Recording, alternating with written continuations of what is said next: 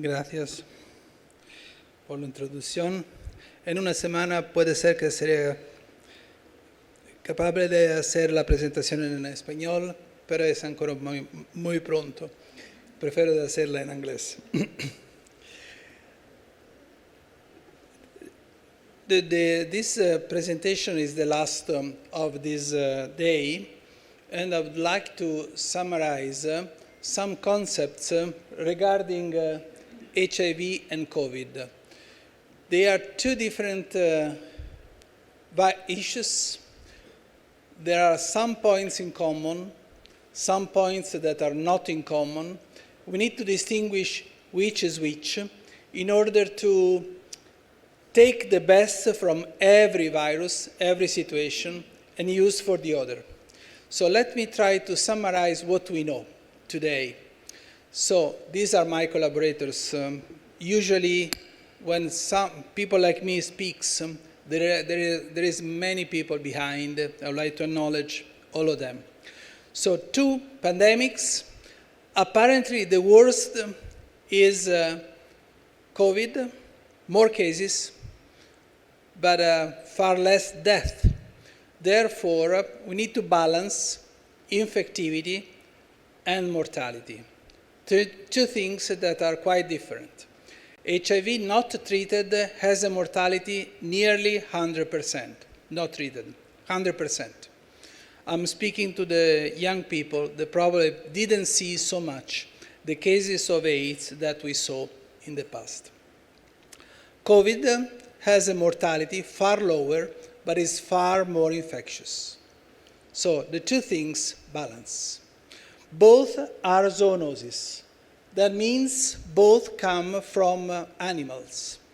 For COVID, we don't know yet exactly the story, but it's most probable that is a zoonosis since, as you can see, all coronaviruses belong to the big family, split in 4 different subclasses or genera, alpha, beta, gamma, and delta, and only alpha and beta infect humans. But there is something more. If you see, the alpha are closer to the animal coronaviruses, while beta is closer to itself. And the SARS-CoV-2 is a beta. The other 4 human coronaviruses are 2 alpha and 2 beta, and they cause the common cold. This is where SARS-CoV-2 is going, from a deadly virus slowly to a common cold virus. It will take some time, but the route is exactly this one, as the other coronaviruses did. This is not the same for HIV. HIV was deadly and remains deadly, even though some subtypes are less deadly than others. Recombinant AG is less deadly than B and D. And we need to remember it when we know the history of the patient. So many people infected, still too many, in my opinion. Something didn't work very well in the prevention. That's a matter of fact. For SARS-CoV-2, the numbers are fake. You see 700 million people infected. Not at all. Probably the whole humanity got infected somewhere by SARS-CoV-2. The difference is made by the number of tests that have been made. In Africa, very few tests, very few evidence of SARS-CoV-2. That's not true. Even in Africa, the virus circulated heavily. So numbers need to be read properly, very carefully. What are the differences between these 2 viruses? One is a coronavirus, typical, is with envelope. It has a helicoidal capsid, single-strand positive RNA with the spikes that virus uses to infect cells. HIV is an envelope virus, positive strand RNA, 2 strands. That makes a difference. This is 1 strand with different target cells. So one infects some cells, the other infects other cells, even though in both cases it is a spike glycoprotein that makes a difference. So what does ENV do in these viruses? In the case of HIV, we have 2 envelope proteins, glycoproteins, GP120, binding, and GP41, fusion. The most important is GP120 for vaccine and monoclonal antibodies, even though GP41 is very relevant as well. In the case of COVID or SARS-CoV-2, we have only 1 glycoprotein, S, with 2 functions. S1 to bind, S1 that binds, S2 that fuses with the cells. So the variability of HIV-1 is by definition greater because we have more proteins than in the case of SARS-CoV-2. So we start to see that there are differences driven by the characteristics of the virus. Other point, SARS-CoV-2 infects mostly, I wouldn't say only, but mostly cells of the respiratory apparatus. Mostly upper cells in the nose and lower cells in the lungs. In between, not so much. And this drives the symptoms. But it is changing. This, what I said, was true for alpha, for the original SARS-CoV-2, not the Omicron. For the Omicron, the situation is moving. The characteristics of the virus do not make the virus anymore very prone to infect cells of the lungs. SARS-CoV, the original SARS-CoV, the virus that does not exist anymore, infected only lungs. That is the reason it disappeared. No infectivity, or very low. SARS-CoV-2 originally infected mostly the nose, but also heavily the lungs. Today is almost only the nose, very poor the lung. Today we have very few pneumonia. So you see that the structure of the virus shapes the symptomatology and the clinics. The other element is the replicative cycle. There are 2 elements very important. One is SARS-CoV-2 does not enter into the nucleus as every RNA virus. This means no latency, no capability of remaining within the cells. Exactly the opposite as HIV, that enters within the nucleus and remains, like every DNA virus, because HIV, as we said yesterday, behaves as a DNA virus. In addition, the protease in the SARS-CoV-2 works before polymerase. For HIV, first polymerase, second protease. Is it relevant? Yes, because the characteristics of the drugs are completely different for protease inhibitors for SARS-CoV-2 and protease inhibitors for HIV and vice versa. We need to consider the biology of the 2 viruses. Target cells, totally different. Because for HIV, we have many cells that are infected that play a role as a reservoir of the virus. We cannot eliminate HIV from the body, never. even the so-called cured patients, the Berlin patient, was clinically cured. But DNA of HIV was always present, even if did not replicate. So HIV cannot be cured so far. SARS-CoV-2, yes, because does not enter into the nucleus, therefore, or it replicates or it dies. No latency. So long-term infections by SARS-CoV-2 require replication, always. There is no latency. So in our immunocompromised patients that have long-term infection by SARS-CoV-2, always, always, always, there is replication. If there is no replication, the virus disappears. Again, you see how this shapes the story of our viruses. Immunology, completely different. For HIV, we have an IgG that remain forever, but neutralizing IgG are limited and disappear. For SARS-CoV-2, we are still learning. The IgM and IgG appear, but then they tend to disappear.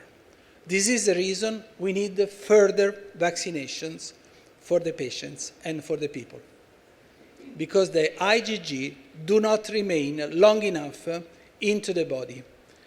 Variability. The variability of HIV is far, far, far, far greater than SARS-CoV-2. SARS-CoV-2 is not a very variable virus. You see that the variability, the size of the balloon regulates, is associated with the variability. This is SARS-CoV-2, this is HIV. So there is no comparison between the two. SARS-CoV-2 is less variable than HIV, but it replicates more. Therefore, we see huge variability. That's not true. HIV, yes, highly variable over time. Anton just explained why monoclonal antibodies generated so many problems. Is Roberto somewhere, Arduino, that showed how difficult it is today dealing with something that controls the virus. To the point that within the same host, the same person, we have the so-called quasi-species. Quasi-species means many different viruses in the same person. This is the reason we have a major problem in controlling the virus if we do not use properly the antivirals. Today, no vaccine, no real efficacy of monoclonal antibodies. More than 100 mutations against antiviral drugs. We should be very proud of discovering multitherapy. 3 drugs at the beginning, today 2 or 3 drugs. Thanks to this treatment, today we have controlled the virus. No chance of monotherapy. So many different subtypes shared and distributed over the world. So HIV is really distributing over the world and coexisting different species. SARS-CoV-2 apparently has many variants. Absolutely not.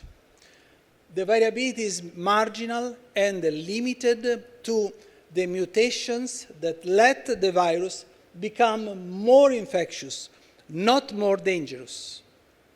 All viruses, all, without exceptions, they tend to be highly infectious and poorly dangerous, because the viruses, they need human cells to replicate, otherwise they die. Bacteria do not have this problem. Viruses, yes. So viruses like SARS-CoV-2 tend to become more and more highly infectious and replicating, and less dangerous, exactly what SARS-CoV-2 is doing in the last 3 years. So the only difference is driven by recombination. So we need to enter in a new concept. HIV changes mostly through mutations, point mutations in the genome. SARS-CoV-2 mostly varies through recombination, so reassortment of the genomes of the virus.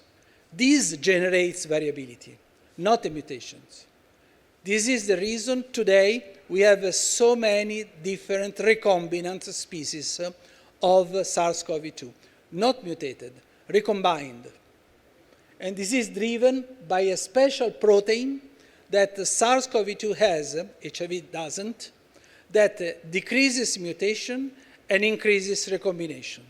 So we should expect a lot of new variants for SARS-CoV-2 recombined, very marginal mutations for this virus. And recombination is very important for viruses because it let not replicating viruses recombine and become again infectious. So it's an advantage for the viruses. But this is the major difference between HIV and SARS-CoV-2. As we said, SARS-CoV-HIV includes more new strains together with the old. SARS-CoV-2 competes. You see that the original virus has disappeared, alpha virus variants has disappeared, beta, gamma, delta, all disappeared completely. They do not exist anymore. Only Omicron exists. All 100% are recombinants. All. Recombinants coming from BA2. BA2 was not recombinant. Was the best replicating Omicron that started to recombine within itself, and BA5, that is another highly recombinant, highly infectious strain, they are all recombinants. New, that generate a problem with antibody. But the virus is adapting to humans, and now the variability is slowing down. So now we have different variants coexisting. It never happened in the past. Let me go back. Or alpha, or delta, or gamma. Now, different variants within Omicron coexist. The virus is slowing down its replication. But it's slowing down also the pathogenicity. The new Omicron has some characteristics that make it less dangerous. First, mutations in the S that make it more infectious, less fusogenic, less able to kill the cells, less syncytia, and etc. So higher replication, lower pathogenicity. In addition, the new Omicrons do produce interferon within the cells. Alpha interferon is produced mostly by Omicron, so you see how many good reasons are behind the lower pathogenicity of Omicron. Lower does not mean zero. Today I was called from my hospital that we have a heavily immunosuppressed young person with leukemia that is dying for COVID with Omicron. So less does not mean zero, but less is already important from the clinical standpoint. So how to translate theory, laboratory data in clinics? Therapy. So many different options for HIV. COVID took advantage of the knowledge of HIV, and also for COVID we have many options, but for a number of reasons we have only few drugs available. We have monoclonal antibodies that we do not have for HIV. We have protease inhibitors that, as I said, work before the polymerase. So they are more powerful. They are the protease inhibitors for SARS-CoV-2 are the polymerase of HIV and vice versa. because of the characteristics of the replicative cycle. One point regarding monoclonal antibodies against COVID. For HIV, no chance. I think Anton was very clear. Roberto was very clear as well. We have to work. I'm optimistic because we have new technologies that let us think that the future will let us have monoclonal antibodies that will work. Today, not yet. For COVID, the situation is different. Looking at the data by Americans, Food and Drug Administration, etc., in theory, we should not use them because of in vitro data. I strongly disagree for two reasons. We do not have so many drugs, so every drug that we have must be used. Second, this statement is based only on a neutralizing activity in vitro, forgetting that monoclonals in vivo have other 3+1 function beyond the neutralization. They drive complement-dependent cytotoxicity. They drive antibody-dependent cellular cytotoxicity. They drive antibody-dependent phagocytosis. And in addition, they neutralize particles that have a capacity of a strong pro-inflammatory capacity. That is one of the causes of the disease driven by SARS-CoV-2. So we have 1, 2, 3, 4 functions that are beyond the neutralization. So how can I say that antibodies do not work only because the neutralization is low? And also, I'm not sure that the neutralization is low. Some, yes, some have lost activity. Some others, like sotrovimab, didn't lose a lot. And the new monoclonal antibody that we have available that will come soon in the market didn't lose so much for the strains that are available today. So the concept of neutralizing antibodies do not work anymore against SARS-CoV-2, I'm not sure that is true. They still, in our hands, work very well in combination with antivirals, particularly in immunosuppressed people. Final words on vaccines. No vaccine for HIV, period.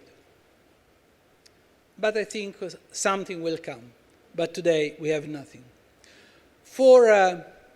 Driven by the capacity of the virus to mutate continuously and generate quasi-species within the same host. If the virus does not replicate at all, there is no mutation, no failure. But if the virus is somewhere, as Anton said, in some reservoir, continues to replicate, it will generate a virus that will escape vaccines and monoclonal. This is not true for SARS-CoV-2. We have 3 very good vaccines, Moderna, Pfizer, and Novavax. All 3 are very good, very effective. The point that I would like to discuss with you in the last 2 minutes are immunocompromised hosts. In immunocompromised hosts, the infection by SARS-CoV-2 is higher.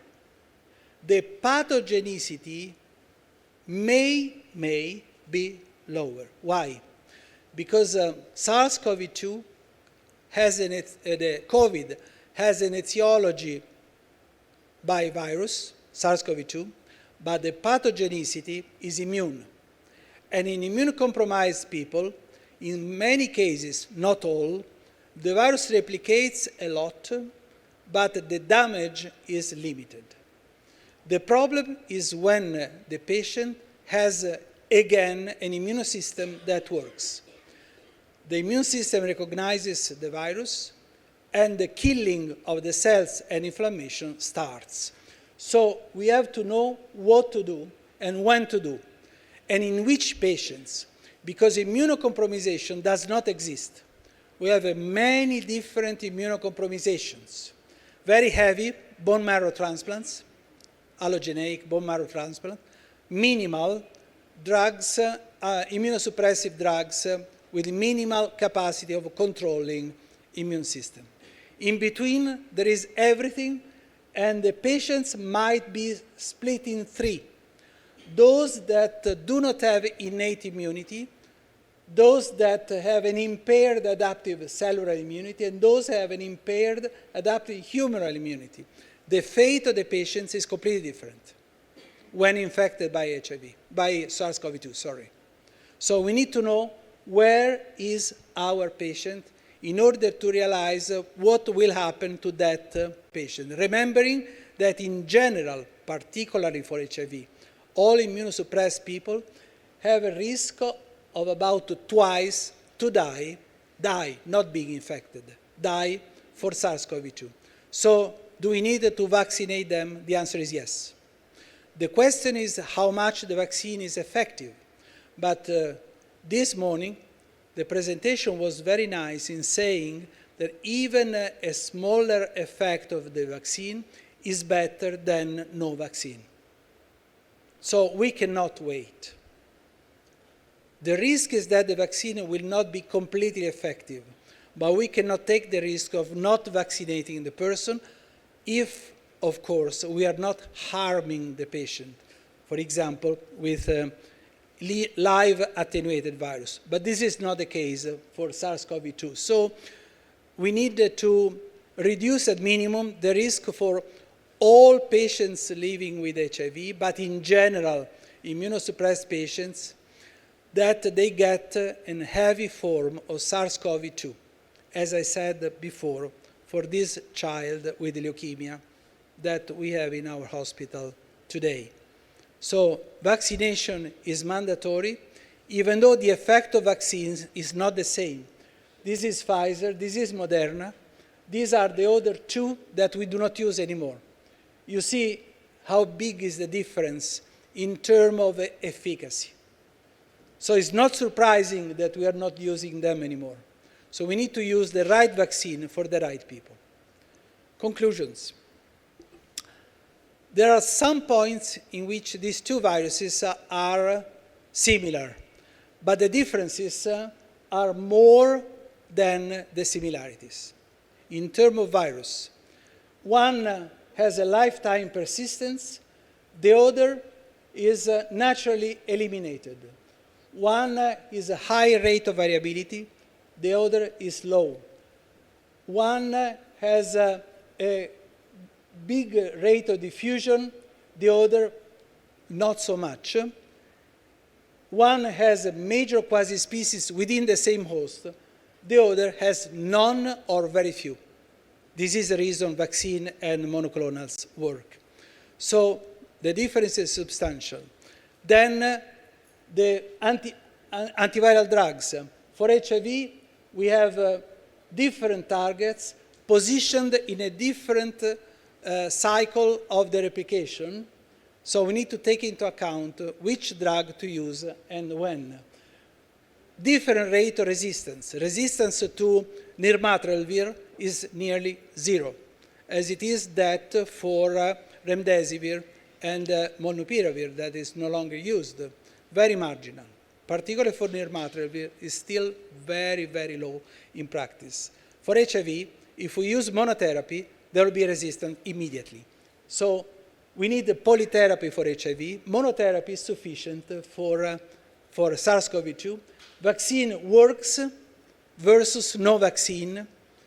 We need to work for HIV to improve the situation.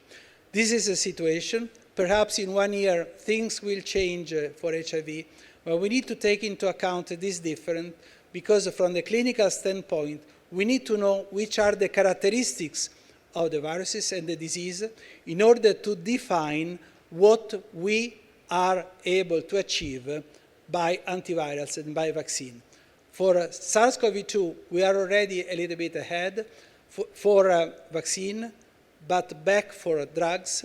For HIV, we are forward for therapy, but back for the vaccine. We need to work on that. Thank you.